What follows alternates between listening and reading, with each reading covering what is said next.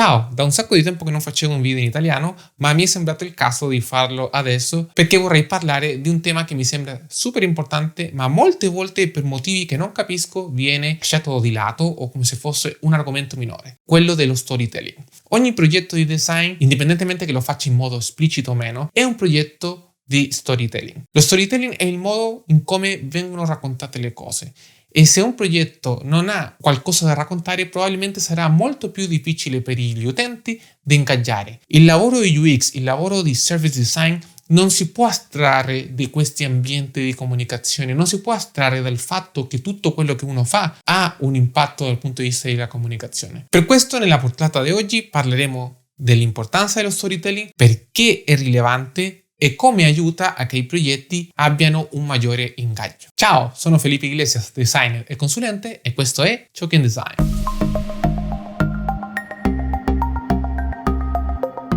Iscriviti a questo canale e così potrai ricevere tutti gli aggiornamenti ogni settimana o anche un po' più di ogni settimana, e se il video ti è piaciuto lascia il tuo like e condividi con i tuoi amici. Così mi aiuti a far crescere questo canale. Negli ultimi tempi ovviamente che la data, big data, sempre diventa una cosa più importante. Le decisioni di design vengono prese a partire non solo dall'intuito del designer, sino che dell'informazione che esiste. E questo è una decisione giusta. Non possiamo semplicemente prendere decisioni di design basate su il mi piace o meno.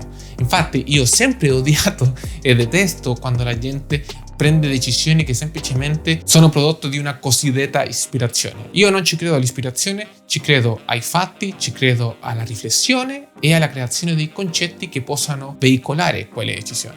Quello non toglie il fatto che in ogni cosa che fa l'essere umano, perché noi siamo su un politicon, siamo esseri sociali e in molti casi socievoli, non in tutti i casi, ho notato una certa tendenza, soprattutto dal punto di vista del service design e anche dal UX design, che è pensare che la parte visiva, la parte della comunicazione è accessoria.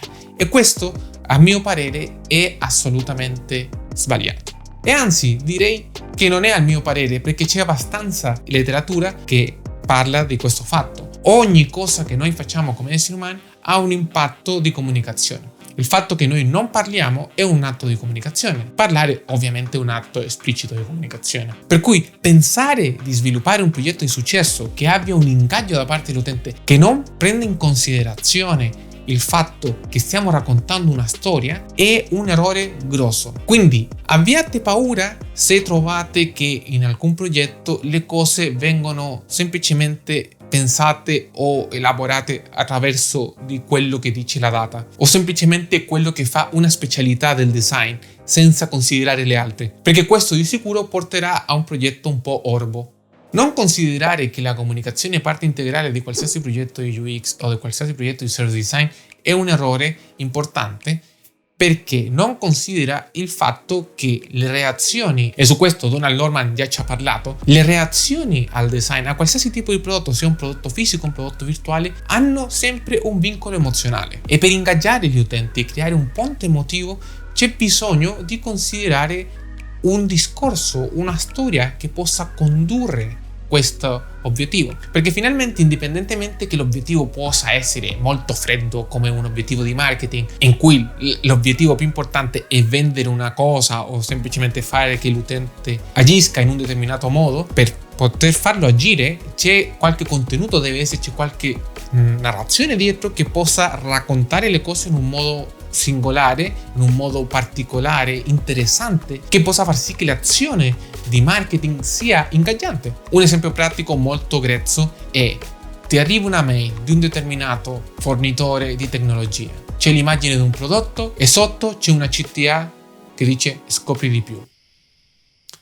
Ok, magari se facevi quello agli albori dell'internet suonava come un teaser, una cosa interessante. Oggi l'utente pesca, delete, perché non è interessante. Cioè, ok, va bene, però ci sono 800 marchi, c'è una concorrenza enorme di marchi, e non solo della stessa categoria, sino che quelli ancora più pericolosi, quelli cross, che vendono prodotti che finalmente creano lifestyle. Quelli sono i competitori più pericolosi, ad esempio di un marchio che semplicemente vende un tipo di tecnologia. Per cui come ti racconto la storia e il modo in cui l'utente si sente parte di un qualcosa. In questo senso, indipendentemente di tutte le critiche che io sempre faccia, Apple racconta la storia molto bene. È evidente che esiste una coerenza dal punto di vista del branding, dal punto di vista della comunicazione e dal punto di vista dell'experience.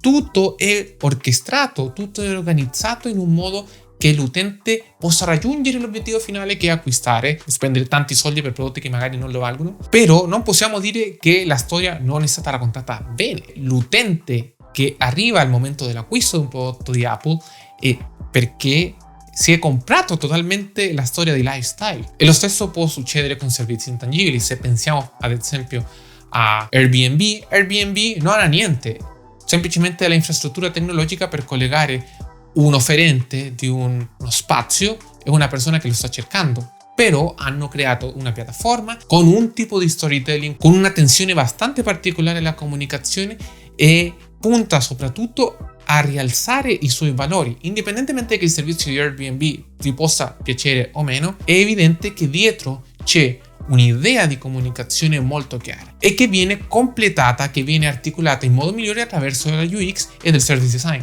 Però come vedete, queste cose non funzionano in modo indipendente. Tutti obbediscono a un'idea di storytelling, un'idea di comunicazione molto forte dietro. E semplicemente quello che fa la UX e quello che fa il service design è articolare questa cosa in un modo tecnico, in un modo più preciso, in modo di avere i massimi risultati. Però se non c'è comunicazione dietro, un progetto UX, un progetto di service design non funziona. Perché alla fine le persone quello che vogliono è che gli sia raccontata una storia, sentire che quella cosa gli dà un valore che altri non gli possono comunicare, e per cui incorpora questo elemento dentro della sua vita. Già lo sapete, qualsiasi persona che vi parli di progetti UX e service design senza considerare la comunicazione sta semplicemente facendo front-end, e probabilmente il risultato di quelle proposte sarà sempre incompleto, e non dovrebbe essere, perché la cosa più facile è pensare tutto allo stesso tempo e dopo, man mano che si può fare, andare a scoprire i dettagli, a migliorare, a perfezionare, perché già che viviamo nei tempi della beta permanente, questo è parte del lavoro. E questo è tutto per oggi. Ti ringrazio per il tuo tempo, come sempre ti invito a iscriverti a questo canale, lascia il tuo commento che è molto importante. Gli italiani non sono molto dati a fare commenti. Mi piacerebbe tantissimo contare con le vostre parole, con le vostre opinioni, in modo di poter creare un po' più di discussione. Ti ringrazio e ci vediamo alla prossima.